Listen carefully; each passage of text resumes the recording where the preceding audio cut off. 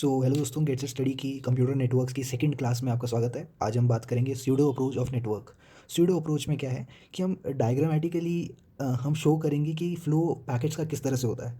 ठीक है, एग्जैक्टली नहीं, एक रफ आइडिया मिलेगा तुम्हें। ठीक है, तो जैसे फॉर एग्जांपल मान लो कि ये यहाँ मैंने 10 लिखा है नेटवर्क आईडी के लिए, क्योंकि 10 जो है क्लास ए का है। तो एनआईडी जो होती है वो पहला ऑक्टेट होता है ना।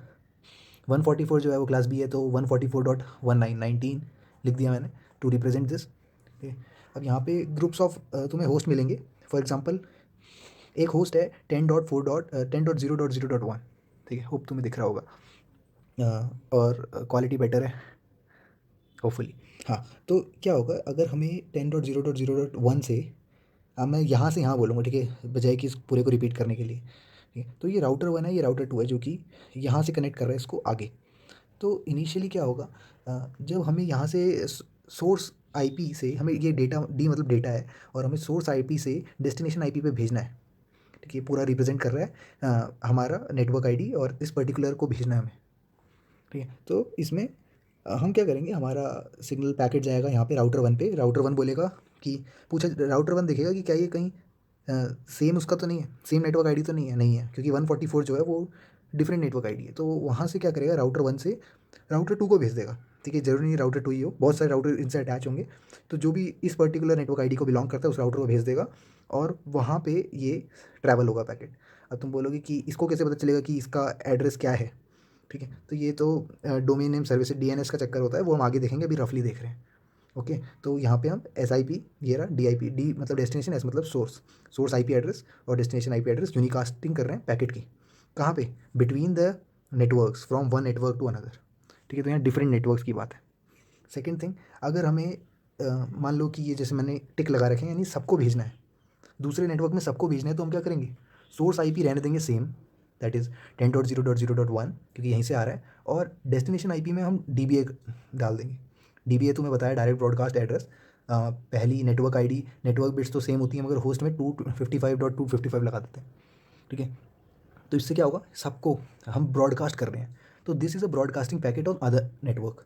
तो यहाँ से हम ब्रॉडकास्ट कर रहे हैं। DBA will always be used as destination IP address. ठीक है, अगर देखा जाए तो ऊपर वाले केस में तुम सोर्स आईपी इसको बना सकते हो, डेस्टिनेशन को, मतलब यहाँ से यहाँ भी पैकेट ट्रैवल हो सकता है, कोई दिक्कत नहीं है। मगर डीबीए, तुम सोच के देखो कि ये सारे के सारे एक साथ मैसेज भेजने इस पर्टिकुलर को, ये पॉसिबल नहीं है प्रैक्टिकली, है ना। तो स्वैप इज़ नॉट पॉसिबल, यानी डेस्टिनेशन आईपी में जो लिखा हुआ है डायरेक्ट ब्रॉडकास्ट एड्रेस, ये कभी सोर्स आईपी नहीं बन सकता। ठीक है, अब आती है, ये था हमारा अदर नेटवर्क। अब मान लो सेम नेटवर्क में डालना है, तो यानी ये पर्टिकुलर होस्ट जो है जिसके लास्ट में 4 आता है, ये 6 को भेज रहा है ना। तो इस केस में क्या होगा, पहले ये राउटर के पास जाएगा, राउटर बोलेगा ये तो सेम नेटवर्क आईडी का है, तो ठीक है भेज देता हूँ, भेज देता है वो। तो ये क्या, यूनिकास्टिंग packet with in the network. ठीक है, और मान लो तुम्हें इसी नेटवर्क में सबको भेजना है। ठीक है, मान लो कि ये जो है सबको भेज रहा है, तो हम इसको कहेंगे ब्रॉडकास्टिंग, मगर कौन से वे में, लिमिटेड वे में। लिमिटेड ब्रॉडकास्टिंग में सारे 255 होते हैं, तो स्कोप लोकल होता है इसका। क्लियर है, this is a broadcasting packet on the same network. Then limited broadcast, ये याद रखना, लिमिटेड ब्रॉडकास्ट एड्रेस को मैं एल बी ए बोलूँगा। डी बी ए जैसे डायरेक्ट को बोलता था, लिमिटेड को एल बी ए बोलूँगा। विल ऑलवेज भी use destination I P, again swap possible नहीं है, यानी कभी भी तुम इस लिमिटेड ब्रॉडकास्ट एड्रेस को सोर्स में नहीं रख सकते, एरर गलती होगी। ठीक है, आगे बात करते हैं। क्वेश्चन आ गया, which of the following can be use as source I P as well as destination I P. ठीक है, मुझे श्योर नहीं है तुम्हें सही से दिख रहा है कि नहीं, एनीवेज सुनते रहना फिर। ठीक है, इन सब में क्या है, कौन सा सोर्स आईपी और डेस्टिनेशन आईपी दोनों तरह से यूज़ हो सकता है। पहले तो तुम्हें बता दिया, एलबी और डीबीए कभी यूज़ नहीं हो सकते, बता रखा है ना, अभी भी बताया मैंने, क्योंकि एक साथ इतने सारे सेम मतलब ब्रॉडकास्ट वाले, ये डायरेक्ट ब्रॉडकास्ट है कैसे, 172.16 यानी क्लास बी का है, ये 10 है यानी क्लास ए का है, याद रख लो कौन सी क्लास का है। ठीक है, क्योंकि फिर अगर एम एस की होंगे तो उसमें तुम्हें लगेगा कि ये क्लास ए बी का तो नहीं है, फिर हमें समझ में नहीं आएगा। जैसे ये 10.0.0.2, तो ये ठीक लग रहा है।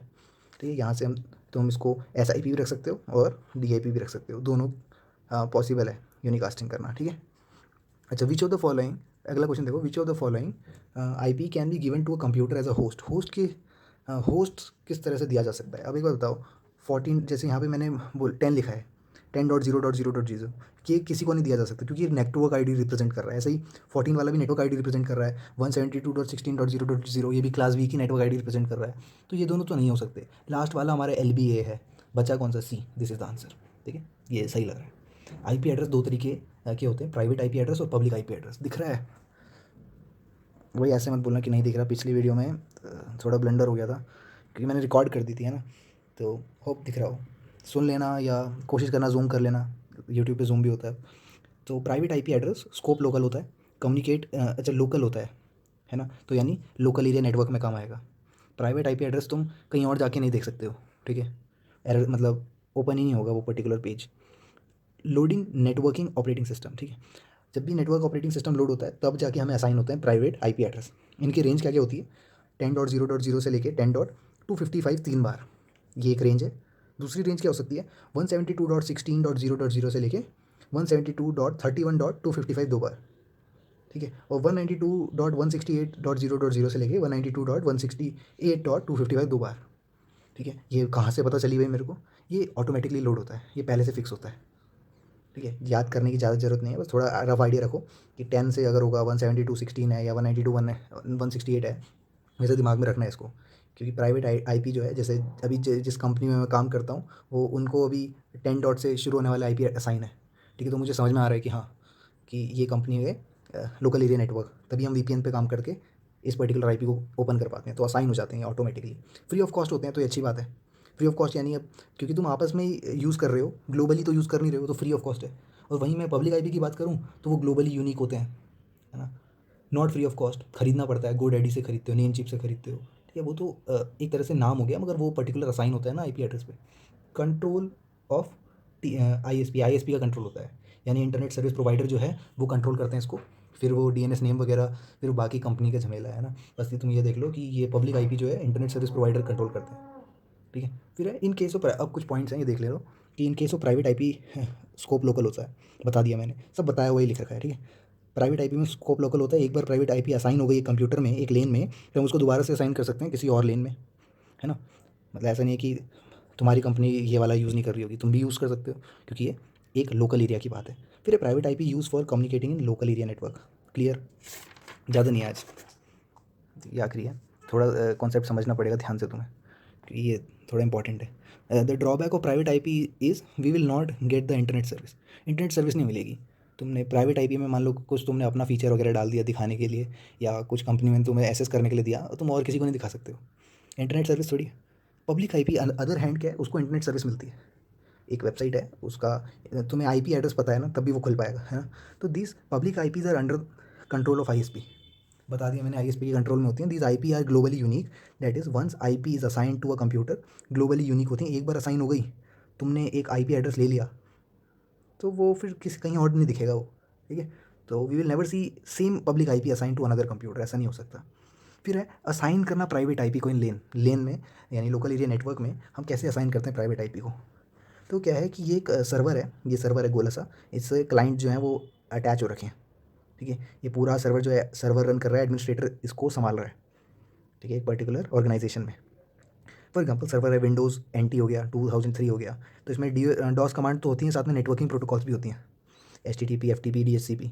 और क्लाइंट में विंडोज़ XP डॉस, तो इसमें सिर्फ डॉस कमांड होती है, ठीक है। अब थोड़ा चक्कर समझना, ये कहानी भी वही लिख रखी है जो मैं यहाँ बताऊँगा, ठीक है। तो हुआ क्या कि अब तुम्हारा सर्वर है, अब इसको group of IP address assign होगा एक।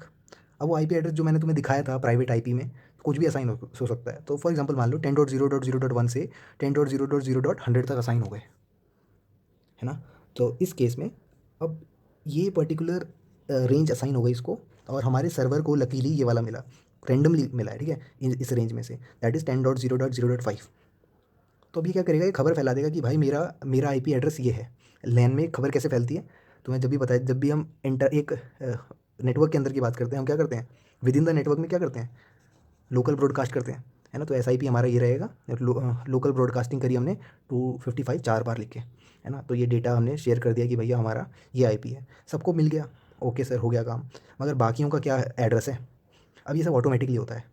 तो इनिशियली सबको 0.0.0.0 मिलता है IP एड्रेस। सोर्स IP क्या हो गया 0.0, और डेस्टिनेशन IP हो गया इसका सर्वर का IP जो हमें मिला था अभी। तो ये रिक्वेस्ट करेगा कि भैया मुझे एक अपना मेरा IP दो, मेरा खुद का IP दो, क्लाइंट बोलेगा। तो क्लाइंट कैसे पता चले, सारे क्लाइंट बोलेंगे अपना अपना पैकेट भेज के, मगर सबका सोर्स IP सेम है, यही DHCP क्लाइंट है ना। तो इसलिए मैक एड्रेस भी साथ में भेजना पड़ता है, that is unique one, 48 bits का, है ना, ये यूनिक होता है। तो यूनिक हुआ, यहाँ से यहाँ गया, रिक्वेस्ट गया, जैसे ही पैकेट रिक्वेस्ट करे इससे, इसके पास एक मैपिंग टेबल बन गई जिसमें आईपी लिखा है, उसका मैक लिखा है। ठीक है, तो फॉर एग्जांपल इसने जैसे ही राउट करा, इसने बोला कि भाई तू आज से 10.0.0.4 है। ठीक है, तो ये असाइन कर दिया इसको, इस पर्टिकुलर क्लाइंट को। वो बोलेगा ओके सर। तो सर्वर को कैसे पता चलेगा कि कौन सा क्या है। तो वो मैपिंग टेबल बनी है कि ये आईपी दिया है हमने इस मैक वाले को, ये आईपी दिया है इस मैक को, मतलब ऐसे करके सबका बनेगा। ठीक है, तो यही कहानी मैंने लिख रखी है। In client computer we will be loading DOS OS. ठीक है, डॉस ओएस यूज़ करते हैं, लोड करते हैं क्लाइंट में एट सर्वर, और server computer network operating system will be loaded. ठीक है, along with DOS command network protocols will be loaded, network protocols भी लोड होंगी साथ में, किसमें, सर्वर में। तो at the server once network OS is loaded then it is going to get group of private IP. और server पे क्या होता है, एक बार नेटवर्क ओएस लोड हो गया तो उसको एक प्राइवेट आईपी मिलेगा, जो कि मिला यहाँ पे 10.1 से लेके 100 तक है ना। ये ऑटोमेटिकली मिला है। ठीक है, address out of which one IP is assign to server, इसमें से एक सर्वर को असाइन हो जाएगा। ये सब कैसे हो रहा है, ऑटोमेटिकली हो रहा है, डायनेमिक असाइनमेंट है। ठीक है, फ़ायदा क्या है इसका कि मान लो स्टैटिकली कोई करे, हर एक क्लाइंट के पास जाके उसको असाइन करे, तो ऐसा भी हो सकता है कि किसी दो क्लाइंट का सेम आईपी हो गया, तो दिक्कत का काम है ना। यहाँ तो ऑटोमेटिकली सर्वर पे टेबल जनरेट हो रही है, तो अच्छी बात है। ठीक है, at the server once OS is loaded, तो वो आईपी एक प्राइवेट आईपी एड्रेस असाइन कर देगा। ठीक है, सर्वर को। The server IP is inform to all the client using LBA, बता दिया मैंने, लोकल लिमिटेड ब्रॉडकास्ट एड्रेस का यूज़ करके, तो सबको इन्फॉर्म हो जाएगा। और हर क्लाइंट अब एक रिक्वेस्ट पुट करेगा उस आईपी एड्रेस को जो कि सर्वर का है, using 0000 as a server, as a source IP address along with MAC address also assigned. ठीक है, मैक एड्रेस के साथ आएगा, also transmitted so the server will understand कि किस कंप्यूटर ने रिक्वेस्ट भेजी है। सबका सोर्स सेम रहेगा तो कैसे पता चलेगा किसने रिक्वेस्ट भेजी है ना, तो मैक एड्रेस भी साथ में जाता है। तो in return to the request service, server will assign one IP address to the client and maintain mapping table. तो इन रिक्वेस्ट जो उसका रिस्पॉन्ड करने के लिए वो क्या करेगा, मैपिंग टेबल में उसको असाइन करता रहेगा आईपी एड्रेस हर एक क्लाइंट को। अब mapping table will be helpful for which computer is assigned which IP. ठीक है, मैपिंग टेबल पे सब लिखा है कि किसको क्या असाइन हो रहा है।